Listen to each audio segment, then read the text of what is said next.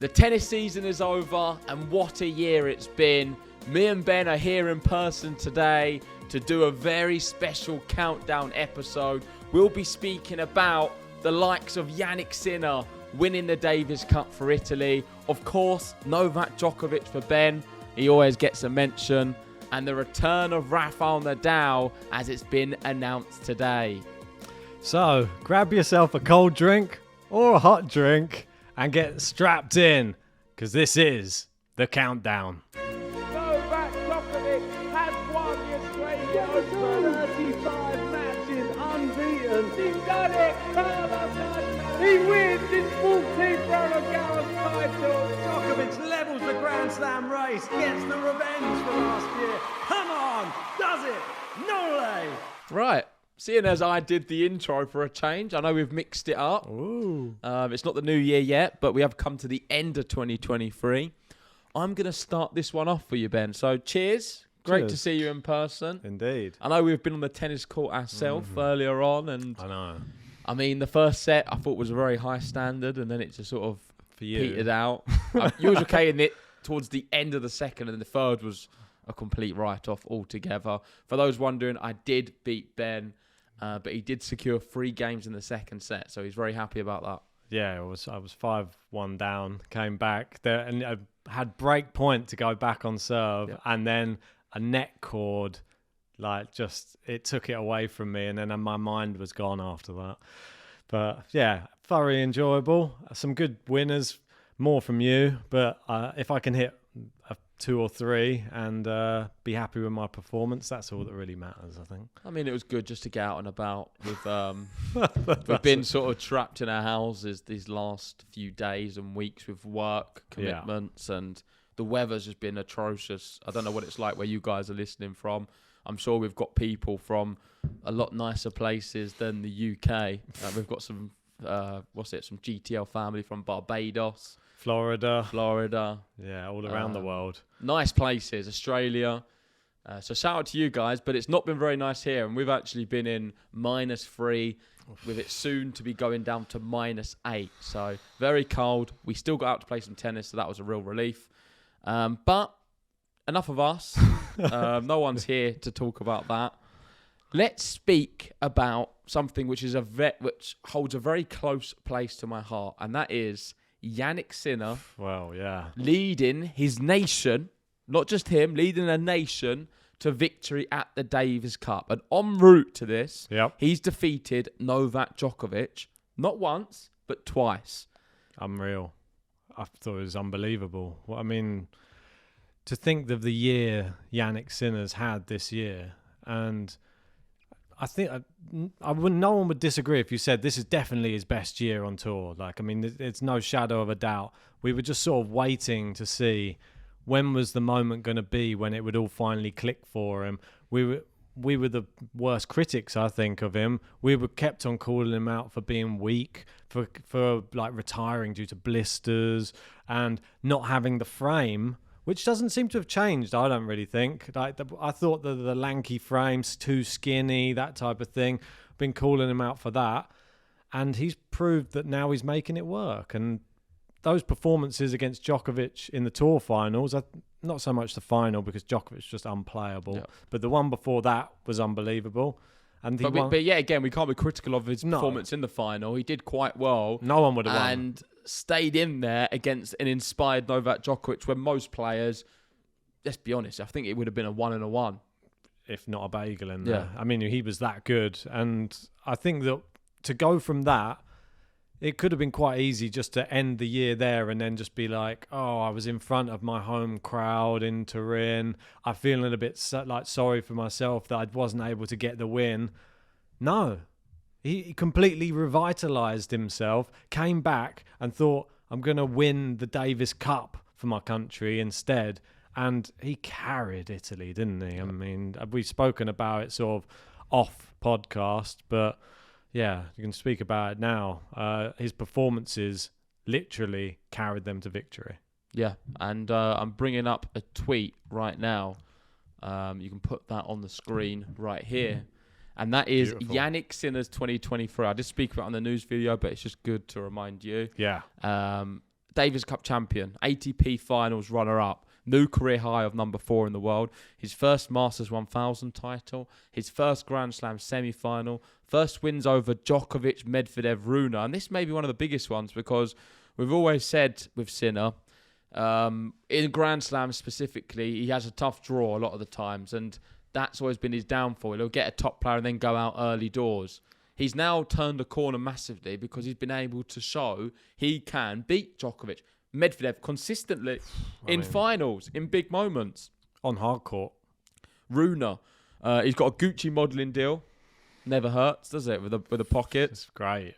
I love that. He won the point of the year and got himself the coolest fan army in the sports. They are the Carottas. That's right. And yeah, I think he's pretty famous now and known worldwide with regards to being a carrot, which is probably not his proudest one. I think he's embracing that, though. He is saying, like, when he came out and he was speaking to the press and they were saying, how are you going to deal with now being, like, super famous, really? And he just said, it's a lot more difficult for me to go out because of my red hair. And he said, if I put a cap on, I can get away with it, which... But he was saying how humble he feels still. And yeah. He was coming across like he doesn't feel like a celebrity, just an ordinary guy.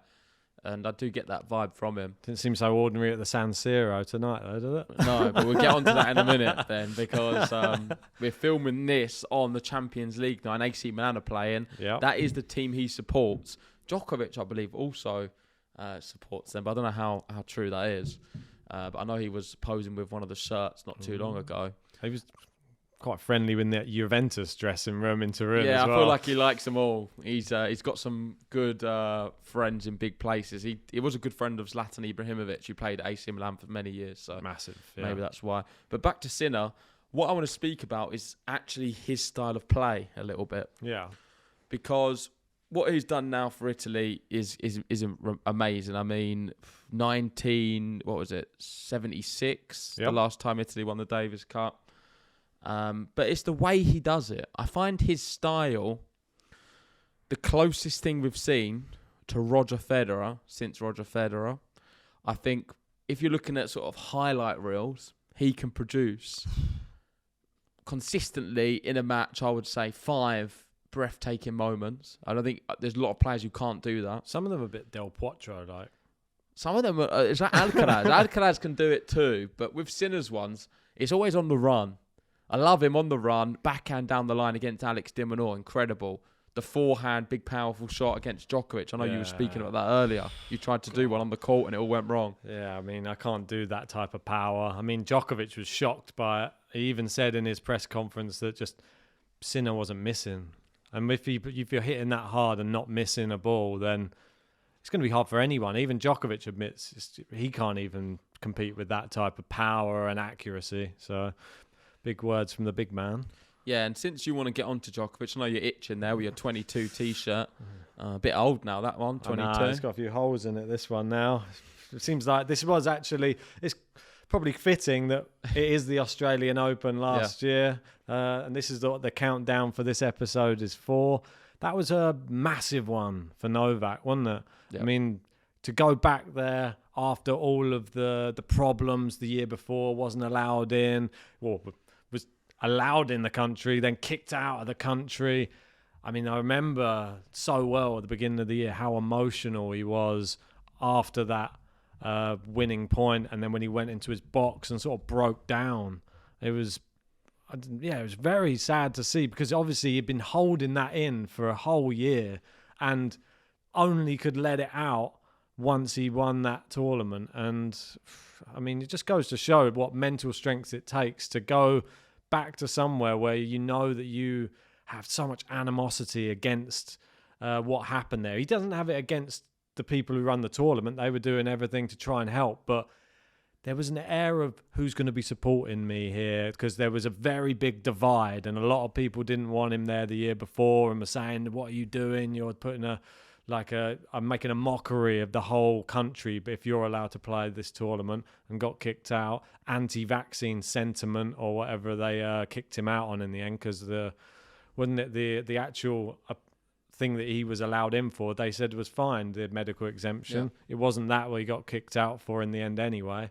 So to come back from all that and actually win it, and probably more so was he was happier to do so because the last person before him was Rafael Nadal who won it, and he probably wanted to just get that crown back again, didn't he?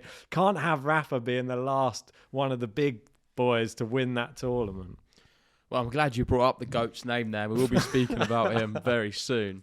But let's stick to the subject of Sinner Djokovic for a moment, because the year-end rankings concluded with Djokovic, 11,200 points, number one.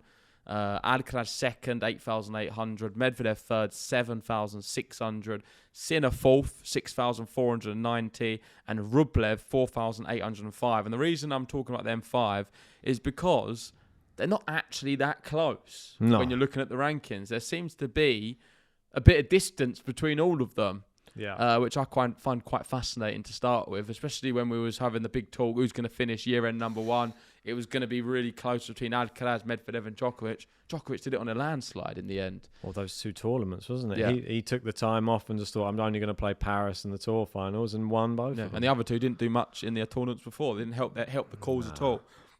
But Sinner, is he now in the conversation with them four?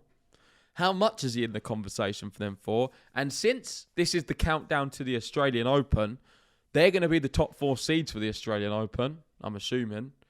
So, what does that mean for Jannik Sinner? Is it bad news for Djokovic that potentially he could have Sinner on his side? Would he rather Sinner on his side or Medvedev on his side? I mean, because I feel right at the now, moment Medvedev it's like Sinner is the guy everyone will want to avoid. Yeah, I mean, I don't know if there's any parallels between these two. I'm going to throw it in there just because of the narrative we had at the end of last year. And remember, there was somebody in really hot form on the indoor hard courts that when we started 2023 disappeared. I'm sure you know the name, Canadian Felix Auger-Aliassime. Yeah. I don't think this is the same though. No, it doesn't feel the same. No, I feel that Jannik Sinner looks a lot more accomplished. And the fact of what he was able to do at the Tour finals, the fact he's been able to beat Medvedev 3 times in a row now, two in finals, 1 semi-final, big tournaments, and has beaten Djokovic, which this is something I don't think Felix has done it. If he did, it wasn't in any competitive matchup anyway. So I think Jannik Sinner, the only way is up. And if he kickstarts the year with maybe like a small tournament and is able to get like a small tournament win before the Australian Open, then mouths are going to be talking big on him come the Australian Open. And he will be, I reckon he could be second favourite. As crazy as it sounds, and I've said Daniil Medvedev's one of the best hard-court players we've seen for many years, everyone's going to want him. And when I say everyone, I mean Djokovic or Alcaraz would rather Medvedev on their half than Jannik Sinner. Sinner, you'd feel like you'd want to play him in the final if you have to play him, because that's simply how good he's been. But we need to speak about him, and that is Novak Djokovic. He has been the best player this season. We've spoken about all of his accomplishments, but we've not spoken about how he felt after losing the Davis Cup. And he was extremely close to winning that match against Sinner, which would have put him in the final to then play Australia, who, I don't want to be disrespectful to Australia, but they are good. I think they're like ranked 2 maybe on the power rankings of a nation, or 3rd, I think they might be. Very high. They've got some good players, don't get me wrong. Good team spirit as well. They would have lost, I feel. I feel Serbia would have beaten them. That was the final before the final. Definitely. It really had that feeling. And how do you think Djokovic is now, after having such a good season, how do you think he is feeling after that Davis Cup? I said in the news video that I think that was more for not him. It was for the nation, for his friends, his family, Troitsky, players like that. Yep. It's not really, it wasn't a him thing, but I still think it's going to be quite sad. Definitely. I feel that was the sort of the icing on the cake, really, of this whole crazy year he's had. I mean, think how much he's done for his own singles career and his own personal career in this year alone. And I think he wanted to just do something for the country as well. Do something for all of the other Serbians out there, all of the people that he's grown up with playing. But unfortunately, I mean, it was sort of reminded me a little bit of the Olympics. Like when you're just trying to just do one tournament, maybe too many. I mean, he was so close though. I mean, that match with Sinner, I mean, any other day, he probably wins that match. But Jannik Sinner, maybe it was just written in the stars. You don't get the win in front of your home country in Turin, so maybe you just go and win the Davis Cup instead. Okay, but still brilliant year for Djokovic. Yeah, I mean, just ridiculous. And, I don't think him losing the Davis Cup takes anything away from his accomplishments in 2023. And as much as we're saying how good Jannik Sinner is and how Alcaraz can be, you're looking at that Australian Open as Djokovic as the outright favourite. Most definitely. And I don't care if it's going to be another year, because Djokovic is getting to that age where every year feels more like 3 or 4 years. But it feels like he's nowhere near at the end, and he's got plenty of time left. And what I mean by that is 3-4 years. I feel like he's got an ability to still play at the top level for some time. And I don't care about any of the pre-tournament events to the Australian Open. Djokovic will be my favourite going into it. But Sinner definitely can run them all close. Someone who you can't see in the top 10. You can't see him in the top 100. You can't even see him inside the top 500. He will be getting a wild card into the Australian Open. He is the greatest ever tennis player. Yes, you've guessed it if you're at home. Oh. It is Rafael Nadal, the king of Spain, the king of the clay. He is returning, and we've got Talking Tennis. Shout out to John. And he's put this tweet out. It's not really his tweet, but it's from Pedro Fulana. But shout out to John for condensing it all in a tweet, saying Nadal finalises his return to the courts. He is going to travel to Kuwait, to train in the first half of December. He'll then travel to Australia at the end of the month to train and play in the first days of January. He'll play potentially a 250, maybe Brisbane, and then we'll play the Australian Open if everything goes well. Brilliant. It is brilliant news. And how worried are you? Well, if it's the real Rafa, then everybody should be... What do you mean, is it the real Rafa? What do you think, Rafa? What do you think is going to be turning up? Rafael Nadal will not be returning to the tennis circuit. I was saying this to my dad the other day. He will not be returning if he don't believe he can be competitive and push players. He's not there to make up the numbers. Well, I just hope he's not carrying anything which could potentially flare up, because we know last year wasn't great. He will be carrying. I mean, his body's in pieces. He's got plenty of injuries, and he's still fighting for it because he believes that if he can stay fit and healthy and injury-free, touch wood, because it's a big thing, better touch the floor, then he will be competitive and he can push these top players. And I'm so excited for it. Well, at least Sorry. I was going to say, well, at least we know he's not doing it for the slams. So he's not concerned about the slam race. Well, he will be playing the Australian Open, Ben. And the question I've got for you is, how worried are you as a Djokovic fan about potentially facing Rafael Nadal in the first round? Imagine we that. We could get Djokovic Nadal opening round Australian Open. Who says no to that, eh?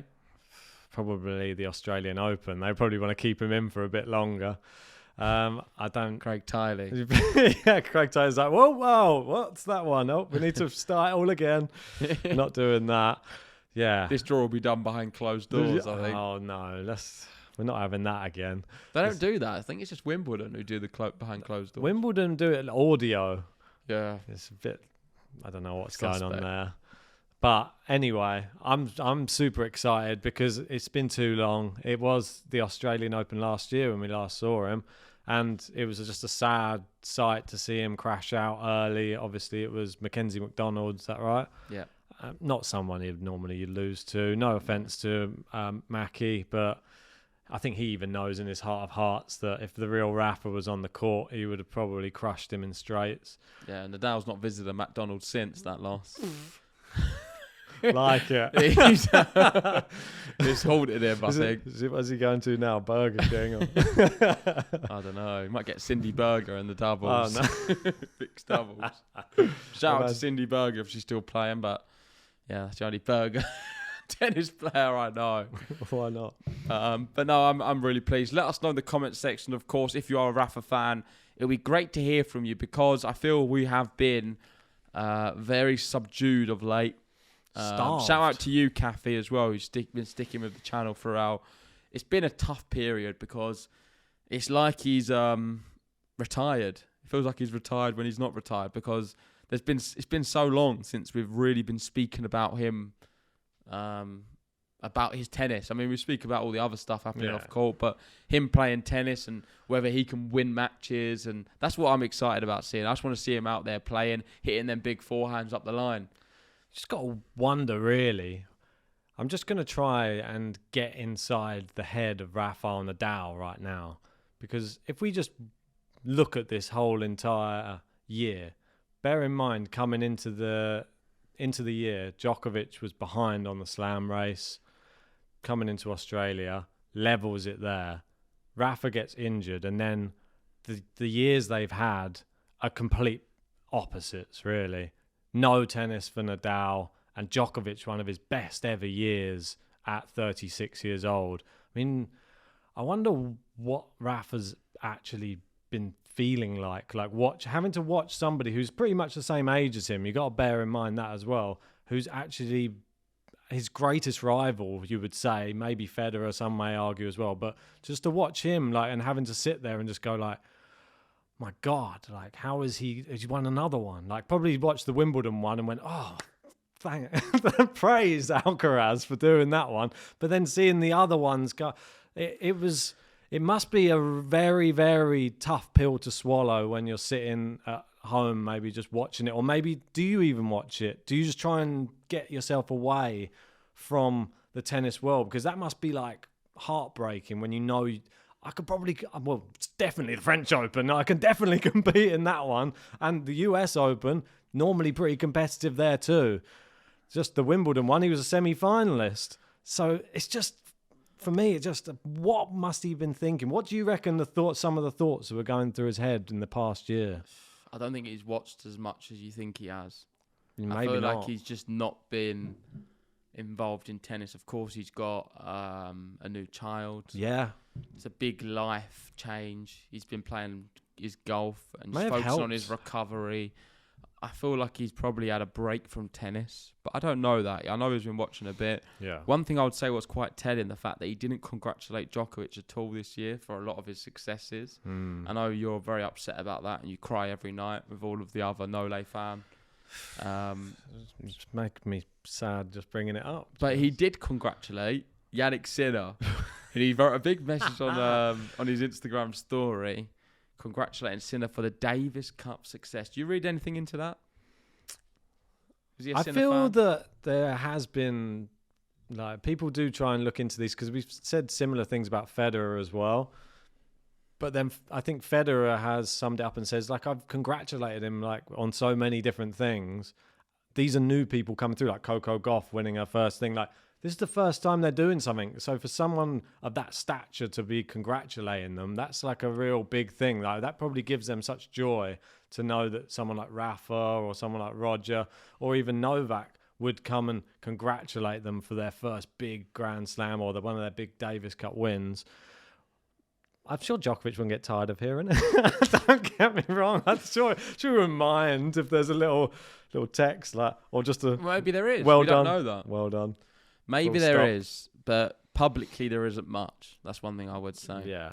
But before we close this first segment of the countdown, I have a question for you. Ooh, And this ready. is... Not in that section yet. And this is about contenders. This is the contenders section. So Yes. I want you to give me your top 5 contenders for the Australian Open this year, right now, in the first episode. I want a fresh one without you seeing any other tennis next year, without any news about what's happening in the off season. Yeah. You don't know what's going on, but based off what you've seen of this year, so it's pretty fresh, the Davis Cup, the Yeah. ATP Finals, Paris, all in the memory. Who do you think is the top 5 in order? In Australia, has to be the top 4 players. I mean, In which order though, Ben? I would go the way it is now. I would go Djokovic, Sinner. Sinner's not second. For you? No, Sinner's not set. If you said the way it is now in the rankings. No. I mean, for me, like how I see how their No, performances but you're saying it are. would be the top 4. So I Yeah. said, is it going to be in order? 1, 2, 3, 4? No. But I mean, like it will be those top 4 are the best 4 players. Okay, by so far. Djokovic 1, Sinner 2, Sinner 2, Alcaraz 3, Medvedev now demoted to 4. Yeah, I mean, and 5. that's the toughest one. I mean, number 5 could be anybody. I mean, take your pick. It could be somebody from maybe outside the top 10. Holger Rune, I'll go with. Holger Rune is your 5th. Yeah, I'll go with Rune. Mine's very similar to yours, actually.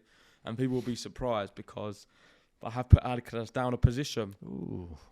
And We're Alcaraz swapping I would roles. always have number 2 at the moment, but I'm going to be going for the Djokovic, Sinner, Alcaraz, Medvedev I think in it's that wise. order. I think that's how it feels to me right now. Yeah. But number 5, I'm going to be going for the king, Rafael Nadal. Whoa. He is my number 5. You can have Holger Rune. I'm going to go in for Rafael Nadal. But let us know in the comment section what is your top 5 right now as we're talking for the Australian Open. And let's move on to latest news.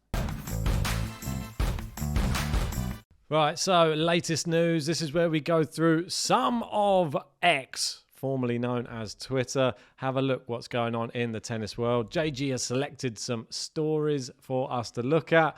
Whatever pops up on the feed is normally what we go with. So what's first on the feed today? Yeah, I've gone for some which relate to me and others which I feel are more relatable to you. You'll be able to guess as we go which one's a me one, which one's a you one. This first one is Jannik Sinner attending the AC Milan match. They are playing in the San Siro Stadium. It's a massive match against Borussia Dortmund. They need to win to get through the group. You've got PSG and Newcastle also. And the fans are going absolutely crazy because Sinner's gone onto the pitch and they're chanting, Jannik, Jannik, Sinner, Sinner. Amazing. Absolutely loving him. And he is an absolute hero in Italy.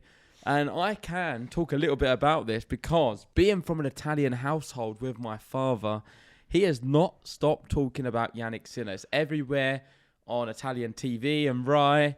The whole nation are absolutely adoring him. They're in Yeah. awe of what he's been able to do. It's amazing. And it's made me really put into perspective how important the Davis Cup is because I never really value it that much. But seeing what it means to Italy and Jannik Sinner as well, and Berrettini, who come there for the support. He did. He wasn't playing. Maybe it's a bigger deal than what I ever gave it credit for. I feel the same way. I'd always seen Davis Cup, and maybe it's because it's got some doubles involved as well. But if we look at it from the other side, you sometimes get players playing doubles that you don't normally see play doubles. Like we saw Djokovic playing doubles, which is a great sight to see. Amazing at the net. And Jannik Sinner on the other side against him in a doubles match, which was absolutely brilliant. This is the thing. Davis Cup, for me, I don't know if it would have been made as big a deal of in the UK if the UK would have won it, though. I don't know if that's anything to do with the fact that you're right there. Don't mind. Just a little change Just over, a, you know? just a quick. Bit hot. It's all right. I just gained a few more female subscribers. No, you have to cut that out. No. Anyway, yeah, I feel that in the UK, maybe it's because the UK is comprised of like more than one country, and it makes it slightly different. I feel it's like when you go to the Olympics and they have football, but it's for Great Britain rather than for England. If it's England football, everyone's crazy about it. GB football, no one really that bothered. So this is the thing. Maybe that's the difference for me. Maybe it's because I think English people, they all want to be, oh, we're all about England. When you combine us with Scotland and Wales and with Northern Ireland, No one cares. And Yeah. especially, I feel Scotland, Wales, Ireland, they don't really like the English too much as well. Oh, So wow. you've got that dynaamic. Andy Murray's got some stick in the olden days for wearing a Croatia shirt when England were playing Croatia. Yeah, I remember that. I know it was in jest, but we still remember Andy. Can you see this sign here? The Sinner. They've actually got a Sinner flag right at the top. It's amazing. In AC Milan. Can you see that? Yeah. Pretty cool. We've got this one. So this is Sinner actually having fun at the AC Milan game. Jannik is like all of us, a sports fan at heart. I mean, I think that's a bit ridiculous, this tweet. Just trying to make him sound so human. We know he's a human. He's going to celebrate if his team do well. It's like they're shocked. He's just like us. Look, What? he's celebrating. How crazy is He's that? not a robot. Wow. But yeah, he definitely loves his football. Brilliant skier as well. And I mean, everything's going well because I think AC Milan were doing okay last time I checked. But I'll update you after this episode. Maybe they've gone out. We'll put the score there of what's actually happened. That's it. And whether Jannik Sinner's... We'll do a happy Jannik Sinner or a sad Jannik Sinner there. That's it. With a carrot on his head. Right. This is more of a you news next. I'll let you speak about it. And it's Belinda Bencic. She's gone... It's got my name in it, so I guess it is sort of part of me. Ben Listen, Chich. I know what you like. You love a good holiday photo, Ben. You're always sending them to me. So this is not as easy to take vacation bikini pics nowadays. Oh, is it not? And what's this? Instead, we're going with what looks like a little bit of a... What would you call this? Are these just like holiday bottoms, are they called them? Or I don't really understand it because it's hard to take it because there's a monkey and a mango. Is that a mango? So I thought it was not a strawberry. An evil monkey and a mango. I don't see them anywhere. It's hard to take them because of what reason? I don't really get it. She's hard to take them, but she's taken one. Yeah, So she hasn't done it herself, quite clearly. Someone's taken it for her. But maybe it's just this whole Instagram thing of everybody having their behinds out. She's gone, no, I'm not going to do that. I'm going to cover it up and my legs up. She's actually wearing more on her bottom half than she does when she's playing tennis, which is actually quite funny. yeah. But shout out to Belinda Bencic, awesome tennis player. Hopefully she's having a nice time off. Someone who's not having a very nice time off is Hubie Hurkacz because his pre-season has started and he's out here in the snow. God, that's like UK. With masks on. I don't know what he's doing. He's working hard. Be careful, mate. You might slip over What's running he doing that there, speed. Hubie Hurkacz? I don't know. I mean, you might want to get a Some sledge. people choose the Maldives. Others choose to run in the snow with a mask on. He's not going to be sending us any of him stood on the beach with a pina colada. That's Do you think for it's sure. because he's a bit annoyed? Look, he's got back at it now. Do you think he's a little bit frustrated with the fact that he was unable to get in to the tour final? Sebastian allow him in. So now he's training So he's harder like, than ever. I'm not allowing that to happen again. I do not want my destiny to be in the hands of Tsitsipas. I will get there next year by effort alone. And he's working like the Terminator in the snow. It's a good idea. I like it. I think it's brilliant. Hopefully he can keep that up. Hopefully he didn't have an accident and slip over or anything like that. I wouldn't advise sprinting around in icy conditions. I definitely wouldn't be out. I'll be indoors with a nice hot chocolate, watching the tennis probably rather than playing it. But anyway, what's the next story? That's all I've got, Ben, for you. That's all That right. is the end of the latest news today. It's a quick one because I want to spend some time on this next section, which is the tennis shootout. Right, so if you're new to the countdown, this is the section where myself and JG ask each other a bit of tennis trivia relating to the thing we're counting down to. This time, it's the Australian Open. So we both prepared a question we're going to ask each other, and we'll get 30 seconds to guess the answer, which is, or know the answer. And then, if we get it right, we'll have some bragging rights come the end of the Australian Open. But normally we tend to get them wrong. But hopefully we can do a bit better on this one. Hey, do you want to go first? I know you were chomping at the bit earlier, saying you had a really good question for me this week. I don't know whether I want you to go first or not. All right, okay, well, I can go I feel first. like if you maybe want. you should go first. I do not mind. I can go first. Do not worry. Here we go. Right. So, this will be about Australia. And I will be asking... Australia or the Australian Open? Well, Not about Kiwis. it will be talking about kangaroo. No, not Kiwis. What am I talking about? Well, they're New Zealanders. That's New Zealand. That's fine. Anyway, it's pretty close. Not too far off. So, the question is... let's get a timer ready. I can probably get one ready on here. Can we get the 30 seconds up, please? That's it. There we go. 30-second timer. We'll have it on here. Okay. Oh, it's already started. Why are you laughing? You already know the answer. No, I'm not laughing. I've not looked at your question, but I'm laughing at what mine is. Okay. Right, okay.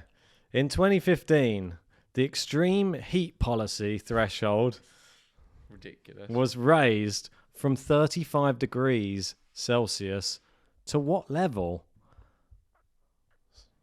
Go.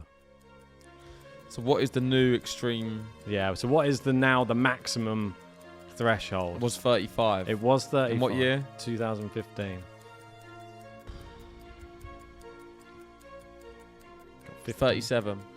15, 14. I can stop it. 38. I can stop it early if you want. 38. All right, 38. You've got some more seconds. No. Final answer. All right, 38 is locked in, and boom, it is over. I can tell you that it is actually 40 degrees. That's ridiculous. I know. That is absolutely ridiculous. I mean, they put it I up. knew it was going to be something ridiculous. They can fry the eggs on the courts in Australia. I think it's crazy, but quite a good one, that one. 38 is way too much. I mean, 38 is hot. 40 is just ridiculous. No, shouldn't be able to play it in that. Yeah, I mean, I wouldn't even transport cattle in that. Not that what you do? I'd be transporting it. I know that there's been a lot of talk of this on the London Underground. the temperature on there is above the allowed temperature you can transport cattle. So anyway, that's enough of the London problems. Anyway, on to your question, JG. Right. The greatest ever tennis player to play tennis, as we all know, is Rafael Nadal. No one would ever disagree with that, I'm sure, in the comment section. No, never. But speaking of Rafael Nadal, he was in a very famous final not too long ago. We both covered it. I lost a bit of belief in Rafa. You regained it. And it was very emotional. It was a bit of a roller coaster of a match. It was a very long match. I cried. The question I have for you is a two-part question. They always are. The first part is, how long was the match in the final? Okay. I'll give you to the nearest 10 minutes. I don't even need that, but that's fine. Go for it. Okay. I remember. I made the video for it. Remember. And the next part of the question is, who was the chair umpire for that match? All right, let's go. There we go. So I'll start off. It was definitely, I've seen it because I sometimes go back and watch the 21 music video. It was 5 hours, 24 minutes on the dot. The chair umpire. I mean, for a big match, I'd probably have to go with, it's too obvious, Layani, but I'm going to go with it anyway. Was it Mohamed Layani? They've got 3, 2, 1. Final answer is locked in. So you was correct on the duration. It was 5 hours, 24 minutes. But you was wrong on the chair umpire. And you're going to be very annoyed when I tell you who this is because you know him very well. Oh, no, it's not, is it? Who? The guy. It's not that guy's name, is it? It's that guy. That's why I was laughing. It's John Blom. Let's put John Blom on the screen because John Blom, was the chair umpire, and we had the opportunity to interview him one time. Yeah, we were speaking to him. When the podcast was very small, we were speaking to John Blom, and he said, I'd happily come on, but there's very little I could probably open up and speak to you about. I just can't talk about this, and anything tennis. I was like, all right. We can speak about your name for a bit and make some jokes and what rhymes with John Blom, but apart from that... Maybe we would have got John Silk on. We'd have a bit of a Blom and Silk party. But no, I thought you'd have got that. But half marks. Well done for getting the duration. Go on. That was pretty impressive. Damn you, Blom. Right. Well, there we go. That concludes the tennis shootout. Let us know if you got any of the questions right at home, and we will read the comments. And of course, if you are new, subscribe and like the video. But now on to the last section. We're not going to do surprise packages on this episode. That will be on the next one. But we are going to go quickly to the Q&A.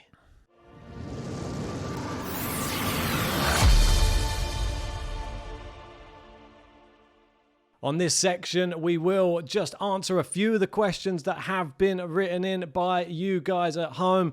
And there has been quite a few questions. I put a post out yesterday. Apologies that we came to you later than expected. Technical problems. Even having them today. As you can see, the mic stand is kitchen roll. So don't worry about that. But let's go into it. And we had some really good questions. Let me just bring this one. I'll share it on the other thing so you can see it as well. Okay. That would just make life a little bit easier for both of us, won't it? Right, okay. Well, you can read it out. I don't mind. Yeah, I'll read it out, but we can have it on the screen as well. Here we go. So this one is from Rosalind. I'll say it right. Rosalind Romness. If I get that wrong, please accept my apologies. Rosalind Romness, 7169. 7169. And I have a couple of questions, so firing them in. We'll try and answer these quite briefly so we can get some others as well. Saying, in your opinion, do you think winning the ATP finals against Djokovic would have been better than eliminating Novak in the Davis Cup semi-final like he did, saving those 3 points and win the Davis Cup for his country? Yes, I think it would have been bigger to win the ATP finals. Yeah, definitely. I mean, the Davis Cup's massive. I don't want to take anything away from it, and I didn't realise how big it was really until I've seen all the reception and how much it meant to both players. But yeah, I think ATP finals is massive, and that is more of an individual accomplishment, and I feel Sinner winning that is bigger than the Davis Cup. Definitely. I totally agree with that. I think that if he'd have walked away, the celebrations in Turin, like if he'd have won that, but just to put into perspective, when Grigor Dimitrov won the ATP Tour finals in Bulgaria, I mean, it was like he won a slam. Like he was just like a big welcome home. Anyway, second short part. Answers. Yeah, short answers. Anyway, do you think Alcaraz, Sinner, and Novak will dominate next season, even with the big return of Nadal? Probably better for you, that one. Yeah, well, most likely they will. But I feel if you had to look at slams, you need to isolate the fact that Rafa has a really good shot at Roland Garros. I don't care. Yeah. Doesn't matter what year it is. I mean, Rafael Nadal, Roland Garros, I feel he's so unplayable there. And I'm really fascinated to see, if he does play it, how the rest of the competitors deal with him. Numb him up, send him on. That's what I say. Part 3, who do you think will win the Australian Open? Personally, I think Sinner will win. Well, I don't think we can really... At the moment, I'd probably go with Djokovic, but when we get closer to it... Yeah, and I'm going to pass. I'm not going to answer that question. Okay, that's fair enough. Right, so we'll just move down to the second question then. This one is from Gary Lyons, saying, Ben, how many tournaments... No, nothing for you here, sorry. Do you think Djokovic will play next year? For the record, I say I'm guessing he plays 14. If you include the ATP Cup, I think he will play the ATP Cup, Australian Open, Dubai, Indian Wells, Miami, Monte Carlo, Rome, French Open, Wimbledon, Olympic Games, Cincinnati, US Open, Paris Masters, ATP Finals. I think that's pretty good. I think that he may miss some of those out, actually. I don't even think he will. I think he will go definitely for Monte Carlo. He'll play all the 4 slams for sure. He'll definitely go Monte Carlo. I think he might try and play one in Serbia. Yeah. If there's a Serbian tournament. He'll play the Serbia Open. Yeah, he'll play that one. And the Olympics, most definitely. He's already said that. His aim is to win the Olympics next year. And I definitely think he'll want to win the French Open. I think the other ones are up for a little bit of debate. He'll need warm-up tournaments for the slams.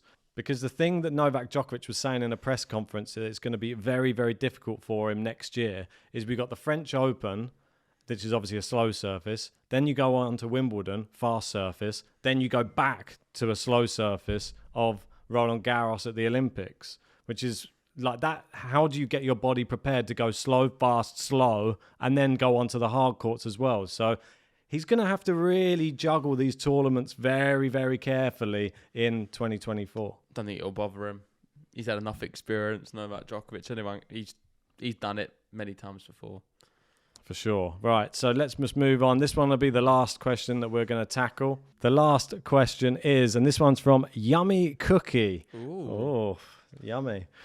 Saying, we all know the tennis season is brutal and exhausting. How do you think the ATP and WTA should organise the calendar a bit? Do you think they should shift a few tournaments to different slots, or it should stay as it is? Also, what should they do about the late night matches? Love your content, by the way. Oh, thank you. Thank you. Yeah, it's challenging. I'm not sure how they should organise the calendar better. I feel what they should definitely do is the organisation of tournaments needs to improve. You need to start sometimes tournaments earlier and not have them ending so late in the night. Agreed. And if someone does play over a certain time, they should then not have to play early the next day. Yep. What they did in Paris for Jannik Sinner, for example, was ridiculous, and I can understand why he withdrew. But the calendar, I feel like I wouldn't remove anything from it. I'd have to look in detail and then try and come up with some ideas. I don't really have any at the moment. I just feel like the big thing is the scheduling of events. They need to make sure that they give players the necessary time to prepare their bodies. I agree. I don't have much to say about the schedule of actual events, but I feel like the actual timings within certain events. I think it's easy to do as well. It just seems straight crazy. Start at 10 and a bit a.m. lazy that they have not done anything. Start to 9. Start. Yeah. If you've got There's like a lot of fixes there, but they just don't seem to be deploying any of them. Yeah, don't understand why they're not doing that. I feel that tennis could be in a better place, and there's been all of this stuff with players potentially getting more injured than normal this year, especially with the changing of the tennis balls. That would be another question we can maybe tackle on another episode, because I know that the tennis players are very annoyed playing with so many different sets of tennis balls throughout the year. Yep.